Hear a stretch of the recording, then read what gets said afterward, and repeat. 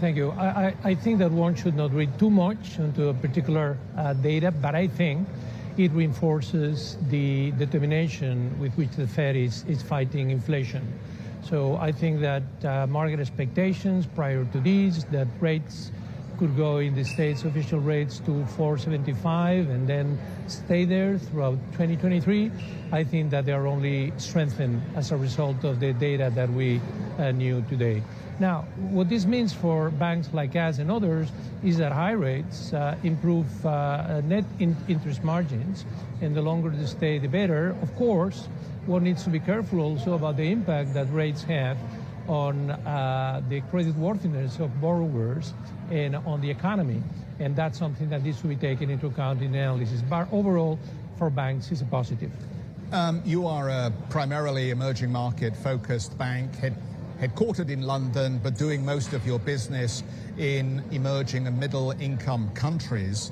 They have had quite a difficult year as a result of both inflation pressure, the response on interest rates, and the strong dollar.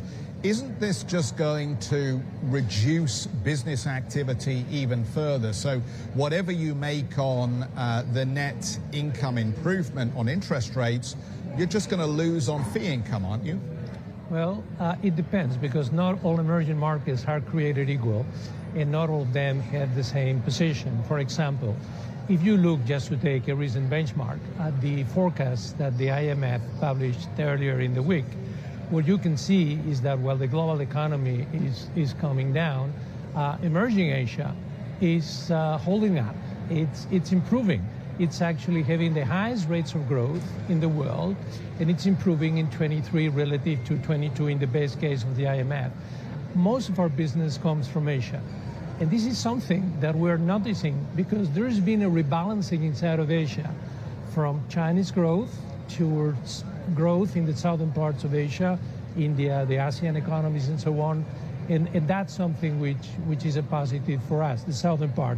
And in China is expected, according to both the IMF and other forecasters, and my view is also the same, to be higher growth next year. This year is about 3.2%. Next year is likely to be about 4%. 4.4% is what I think the IMF is forecasting. So not all bad news.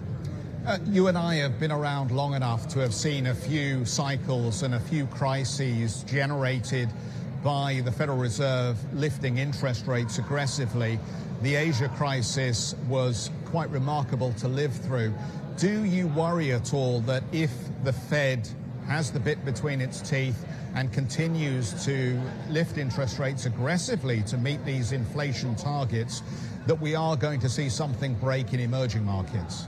I think that the pressure points are on low-income countries, particularly those which are heavily indebted in foreign currency, those that have foreign currency debt, either in the sovereign's balance sheet or also in corporate's balance sheet. So I think that it is in those countries where you're likely to see the biggest problems. And then you're going to see on a number of specific emerging markets difficulties arising. We already know that Pakistan has been in talks with the IMF.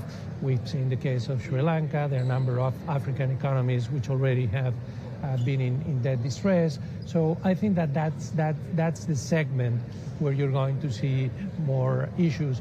But I do not see, unlike in the Asian financial crisis, I do not see things engulfing the emerging markets as a whole.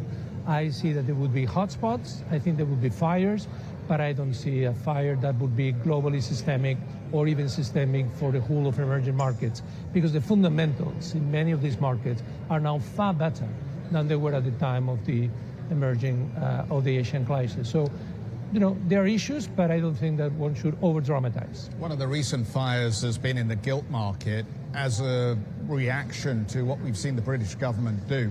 I don't expect you to comment directly on either Governor Bailey or Chancellor Kwasi Kwarteng, but I'm sure that we can draw some lessons from the way the market reacted to their mini-budget announcement.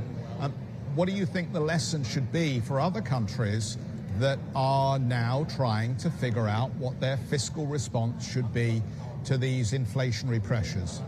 Well, I think the key lesson is that markets do not like policy uncertainty.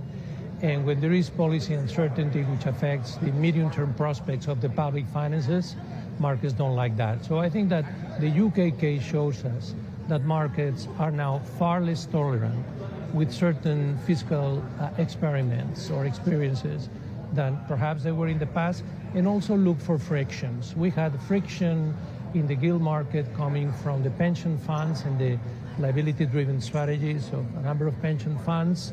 Also look in emerging markets, both to your fiscal policy and to anything in your financial system that may create doubts regarding financial stability, because the combination of a macroeconomic problem and a financial stability problem is something that should be avoided. As we run into the weekend, we'll see the beginning of the Chinese Party Congress, and we know Xi Jinping will make a big speech on the Sunday.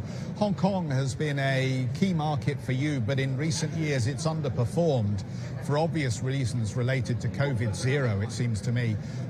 As you look to this big event in China, is there any chance that you see a reset of the way that the Communist Party is managing this awful disease? Anything that encourages you to think that we might see growth pick up again in the Greater China region? Well, I think that what's going to happen with the zero COVID policy is the key question. And I think that the intention was, according to all the information that one could gather, that after the party congress there would be a relaxation. Now the question is how gradual that relaxation is going to be. I think it will happen, but I think that the expectations are pushed into the future. I think that this is not as good as could be expected, but the fact, for example, that other markets like Hong Kong are going ahead with the opening up of the economy, I think it's important. One critical thing for Hong Kong is the integration, the economic integration with the Greater Bay Area. And I think that the Chinese authorities know how important it is, and this is something that will be pursued. But again, the timing of things may be, as I said, a little bit slower as a result of the health issues happening in China.